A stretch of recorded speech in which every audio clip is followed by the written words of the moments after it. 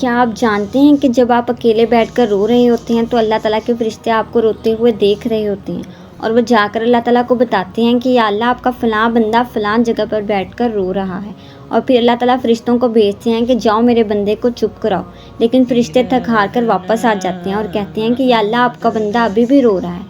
کیا آپ کو پتہ ہے پھر اللہ تعالیٰ کیا فرماتے ہیں؟ اللہ تعالیٰ کہتے ہیں کہ میرا بندہ اس لیے رو رہا ہے کیونکہ میں نے اس کی ایک عزیز چیز جو اسے بہت زیادہ پسند تھی اس سے چھین لی ہے، اور وہ اس چیز کو واپس حاصل کرنا چاہتا ہے، لیکن مجھے میری ذات کی قسم کہ بہت جلد اسے ایسی چیز سے نواز دوں گا کہ تمام مخلوق اس پر رشک کرے گی، اور جو چیز اس سے چھین لی گئی ہے وہ اس کے بارے میں بھول جائے گا۔ تو دیکھیں اللہ تعالیٰ ہم سے کتنی محبت کرتے ہیں کہ جب ہم اکیلے بیٹھ کر رو رہے ہوتے ہیں تو اللہ تعالیٰ اپنے فرشتوں کو بھیجتے ہیں کہ انہیں کسی طرح چپ کرایا جائے۔ تو اسی لیے خود کو اکیلا نہ سمجھیں، یہاں تک کہ آپ خود کو کسی کمرے میں بند کر کے بھی رو رہے ہیں تو وہاں پر بھی اللہ تعالیٰ آپ کو دیکھ رہے ہیں، اور اللہ تعالیٰ آپ کے لیے فکر مند ہے، چاہے پوری دنیا آپ کو اکیلا چھوڑ دے لیکن اللہ تعالیٰ ہمیشہ آپ کے ساتھ ہیں۔ تو صبر رکھیے اور اللہ تعالیٰ پر بھروسہ رکھیے۔